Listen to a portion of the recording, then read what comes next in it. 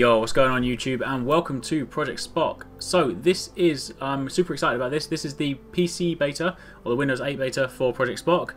It is obviously also coming out for Xbox 360 and Xbox One, but for the time being this is the PC beta. So I figured what I'd do is I'd jump in and run through what is called Crossroads mode. Now there are so many things you can do in this game. Like, this game is absolutely massive, just with the amount of stuff you can do. And I'm going to break it into loads of different videos and sort of show you different aspects of it. But for the time being, I want to kick it off with Crossroads mode. Now, Crossroads mode is basically, it's kind of like this sort of interactive play create mode. It's really, really clever because what you effectively do is, through these kind of aptly named crossroads, you select a few different options and it kind of shapes your world. You then select a few more options which kind of shapes what you do in your world. And then you kind of play out this game, you know, basically this game that you've created yourself just by selecting a few options, and then as you go through the game you then further create it, sort of like expanding it as you go. So as I say, it's quite, you know, it's really cool because it's effectively interactive kind of play create as you go. So yeah, it's a really clever mode.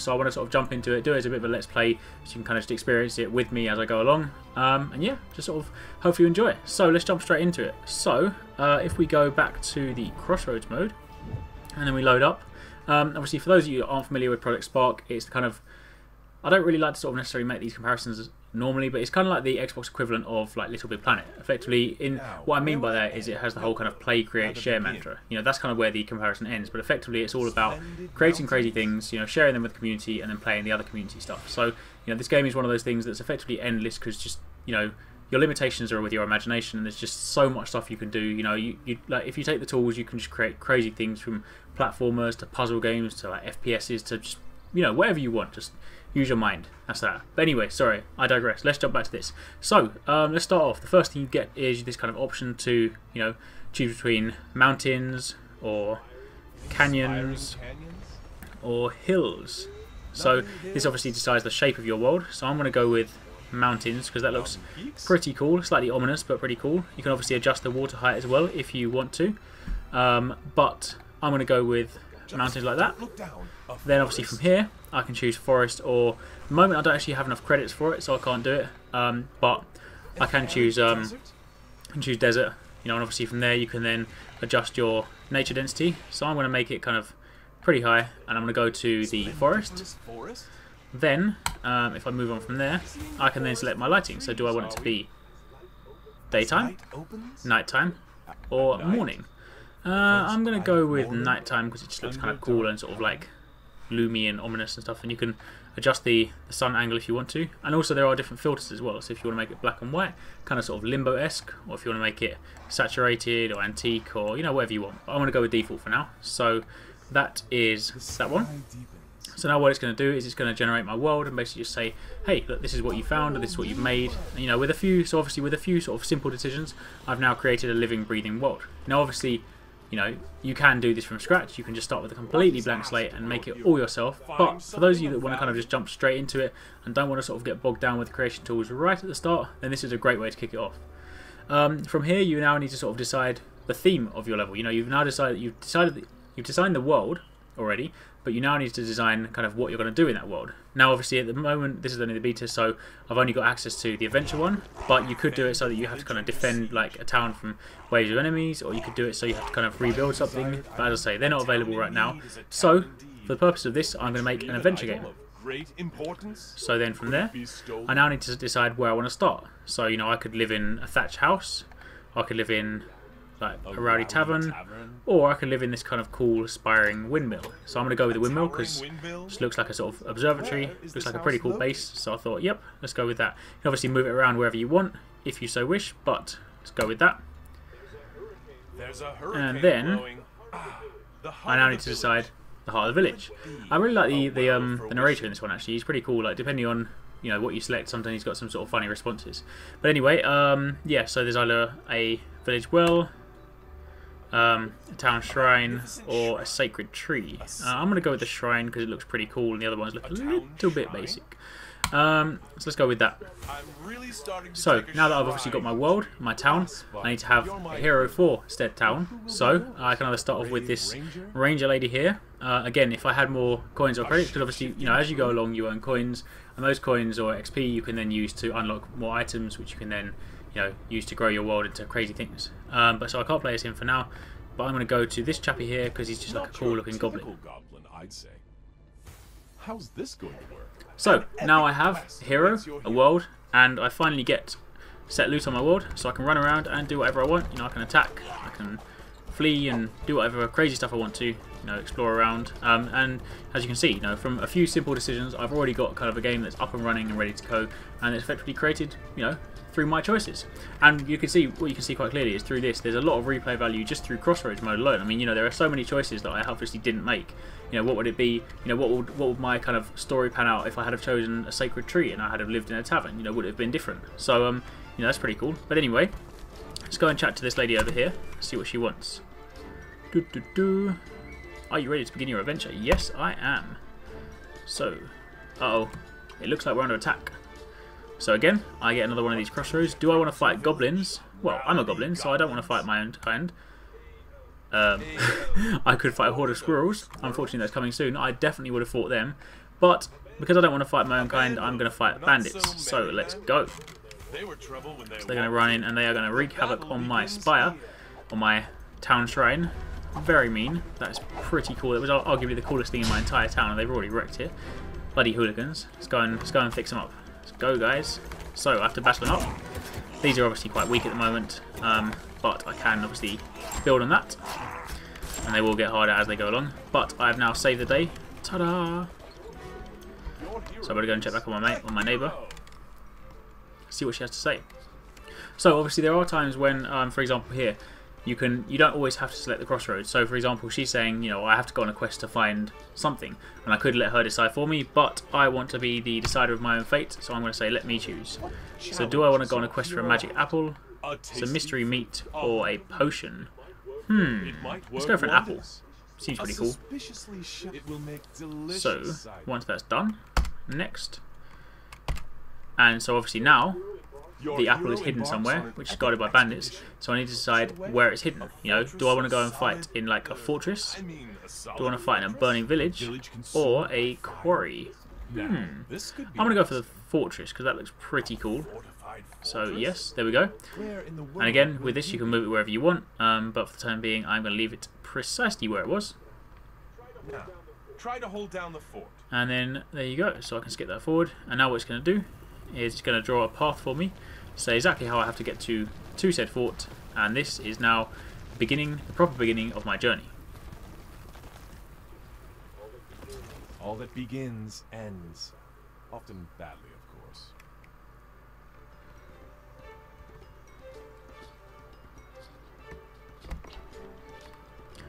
There we go, so you'll find the fortress there. Don't forget to use teleporters, and we're off. So, just before we get started, there are a couple of other things you can do in the town. There are these cool blue question marks, and what you can do there, they vary depending on where you go throughout the game world. So sometimes they're in your town, it's kind of what you want to construct. So for example, do I want a sheriff's office, do I want a workshop, or do I want a general store? Well, I'm going to go for a workshop because I think it will benefit me. So let's go with that. And if I wanted to, I could go up to them and see.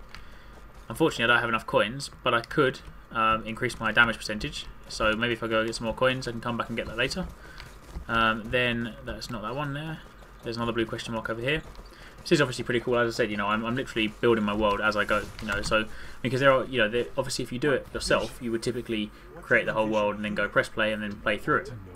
Whereas this way, you know, you can kind of just build, play a bit, build a bit, play a bit more. So it's pretty cool. What do I want here? Pawn shop or fortune teller? I'm gonna go with the sheriff's office. I'm kind of paranoid that when I leave my town, there's gonna be a load of bandits. So hopefully, the sheriff or the police will kind of keep it safe. Anyway, let's go. So. Follow this path that's been nicely drawn for me, and hopefully along the way, bandits, get out! There we go, short work of him. More coins. Oh, more bandits even. Wait, leave me alone. Right, where are we? Oh, another blue question mark. So, let's see what this is. As I said, obviously blue question marks aren't always things to build. Sometimes it's a case of, you know, something, well I say build, I mean, obviously I'm building something else here, but I mean it's not kind of in my town, it doesn't always have to be like a building. Sometimes in this case, you know, it's, well, what can I have here? It could be a lost farmer, it could be a squirrel ranch, interesting, or puzzle stones. Let's go with puzzle stones, that sounds interesting. I haven't seen these ones before. So let's go over here, see if I can interact with them. Ancient stones are slumbering. Strike them to awaken them.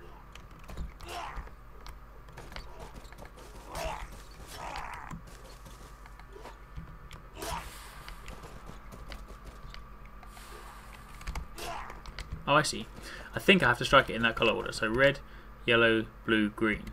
So where's the red stone? Aha, red.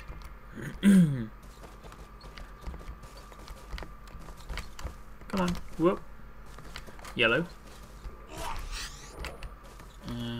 Blue. And green. Yes, there we go. I think. Come on, treasure. I want something cool. Ah, yeah. Treasure chest. Let's see what I get. Ooh. What's this? Oh, lots and lots of coins. Cool. Alright, well, let's quickly go back to my workshop and see if I can grab that percentage increase, because that's going to help me out in the long run, especially if I come across some crazy bandits later. So, minor detour and to this workshop. Hello, chap. I'll have this, please. Yep, I have a goblin's axe. Upgrade weapon. Yep, that'll do nicely.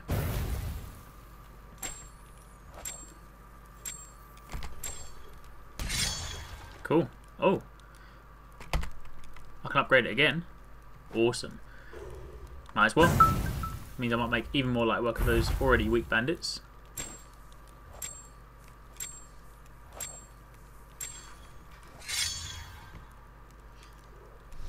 Cool. Thank you very much, sir.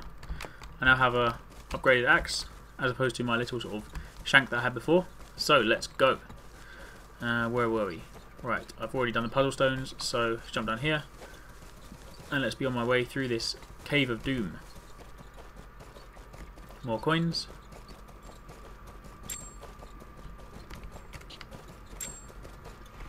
Oh, hello, you there, over here. What do you want, sir? Or madam? Oh. Ha ha ha, light work. Finally, we meet.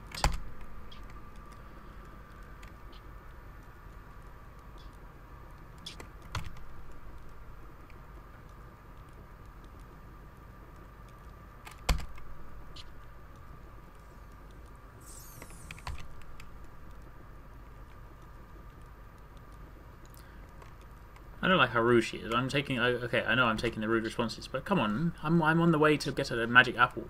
You're holding me up, lady. Oh. Oh. Pick the weapon. Yes. Yes, please. Oh. Interesting. A legendary A sword. An axe.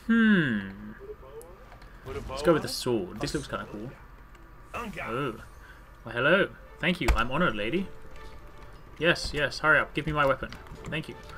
Whoa, look at that. Yes. Right, boss. Let's go. So, moving on. Oh, another bandit. Bandito. You, sir, are dead. Right. Where do we... Oh, here we go. Fortress. To the fortress. Hold on. What's up there? Yes, yes, that's right. Goodbye.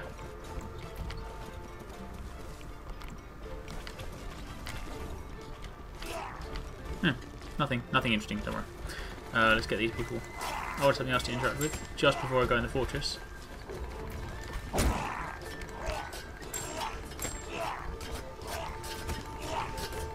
Whoa, if I kill enough people with this guy as well, pretty cool. He goes all massive and imber and goes kind of Hulk mode. Let's just see. Once he... Oops, I'm probably supposed to drink that, but anyway. What's in this toilet? Ah. Boss battle. Right. Sorry, chap. I interrupted him while he was in the toilet. Anyway, moving on. We are now at the fortress.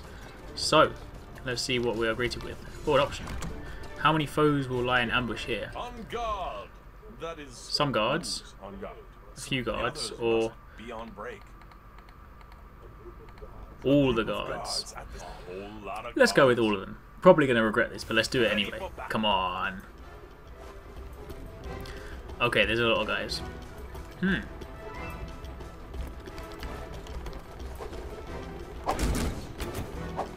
Maybe I can do what the Spartans did and kind of funnel them through the doors and take them on this way. Oh no, whoa, whoa, whoa, what's that? Alright, let's go. So if you can't see me, then... Yeah, oh wow. Take care, young Spark. Your hero is nearly dead. Thank you for that, Mr. Narrator. I am quite aware that my hero is nearly dead. Oh, wow. Oh good, I heal in time.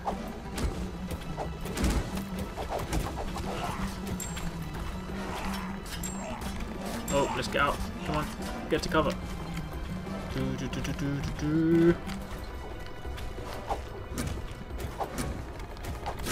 Ah, yeah. I still was victorious. Yes. Oh, okay. I have to fight a Fallen Ranger, a Flame Knight, or a crate of rabid squirrels. Yeah, let's go with that one. Death by 1,000 cute nibbles? You know when they oh, they're massive. Here it is. Wow. It's alright, I'm gonna go super goblin mode. Get back, demons. There we go.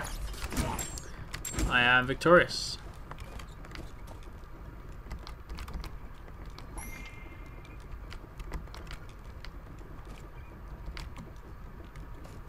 Have my key. Wait, can I shoot them? No, maybe not. Yes, the magic apple. I've now completed my quest, and these are the famed teleporters. I can stand on them. Oh, I should have had like that soundbite when I opened my chest. Yeah, that would have worked. Anyway, right, where are we? Let's have a look. Stand on the teleporter. This should take me right back to my town. And then, where's the lady for the quest? Oh, press T. That will point me in the right direction. And hello.